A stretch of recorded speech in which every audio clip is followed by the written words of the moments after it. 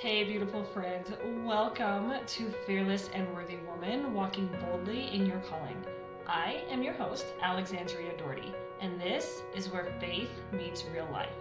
Around here, we believe in who God says we are, obey His calling, lead with confidence, and do the work faithfully because you were never meant to play small with the gifts He's given you. So, grab your coffee, open your heart, and let's get bold in what God's calling you to do.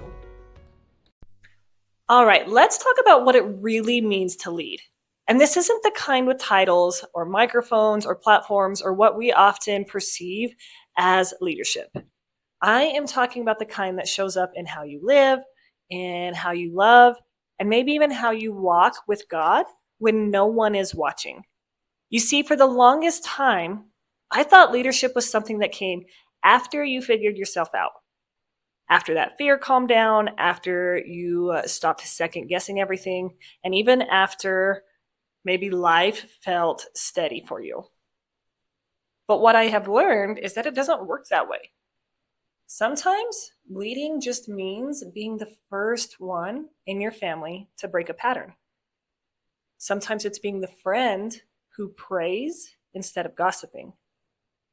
Sometimes it's being the mom who chooses peace when chaos really wants to take over. And sometimes it's showing up for yourself after years of putting everyone else first. You do not have to hold the title to lead.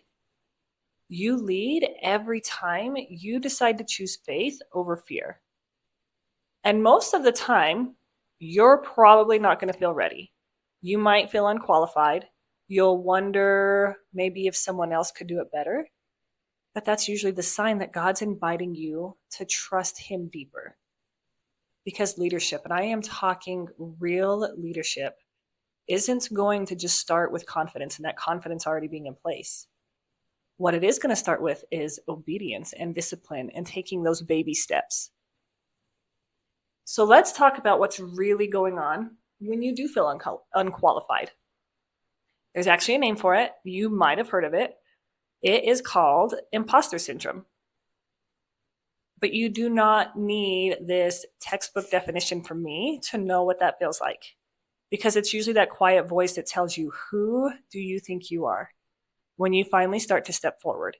It's that tight feeling, that real heaviness in your chest when someone compliments you and you just want to brush it off because you don't fully believe it's true. It's showing up to something you prayed for and immediately wondering if God made a mistake choosing you for it. What's happening underneath is that your brain is trying to protect you. You have this built-in filter called the reticular activating system, or RAS, and it is constantly scanning for proof of what you already know and believe to be true. If deep down you believe I'm not enough, your brain will find evidence to back that up. It's going to highlight every flaw and every comparison and every moment that looks to be a failure. And it's going to quietly blur out the ways that you are actually growing. And I want to validate those feelings. You're not crazy or broken for feeling them. All right, you're human. We're all that way. Your brain has learned to keep you safe by expecting disappointment. It has been trained to brace for rejection way before it happens, so you won't be blindsided again. But here's the hope. The system can be retrained. When you start focusing on what's true instead of what's familiar, your brain begins to notice different evidence. You start to see God's fingerprints in moments that you probably would have brushed them off in the past. You will notice His small confirmations and those gentle nudges and the peace that doesn't really make sense. The more you focus on that truth, the more your brain starts to follow your faith. Because what you focus on doesn't just shape your thoughts. It is also shaping what you believe about yourself. So it's just like when you tell yourself, I can't do this, I can't do this, I can't do this. You're actually training your brain to be like, you know what, I can't do this. Rewire the way you think, and with baby steps and discipline, it can be done. God knows how human we are. And that is why 1 Corinthians 1:27 says, God chose the foolish things of the world to shame the wise. God chose the weak things of the world to shame the strong. In other words, the way I see this is he delights in using people who do not feel ready. Because when you lead from this place of humility, people don't just see you, they're going to see him too. Think of when Moses said, "Who am I that I should go to Pharaoh?" God didn't sit there and list out Moses' qualifications and why he should do it. He simply said, "I will be with you." That's what leadership rooted in faith looks like. Not this confidence in yourself, but confidence in who walks with you. So that brings us to our faith step of the day. I encourage you to write this down somewhere. You will see it often. And if you have been following my podcasts, you're probably thinking, I am running out of spaces to place these sticky notes.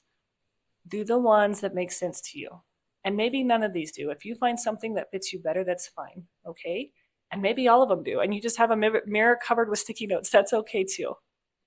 But if you feel it in your heart, I encourage you to write this down. God doesn't call the qualified. He qualifies the called. Then I encourage you to ask yourself, where have I been waiting to feel ready instead of choosing to trust? Pick one small thing. Maybe it is that message that you've had on your heart, but you've been afraid to share. Maybe it's that application that you've been meaning to fill out, but you're avoiding, so it's just collecting dust right now on your dresser. Maybe it's the invitation you keep putting off.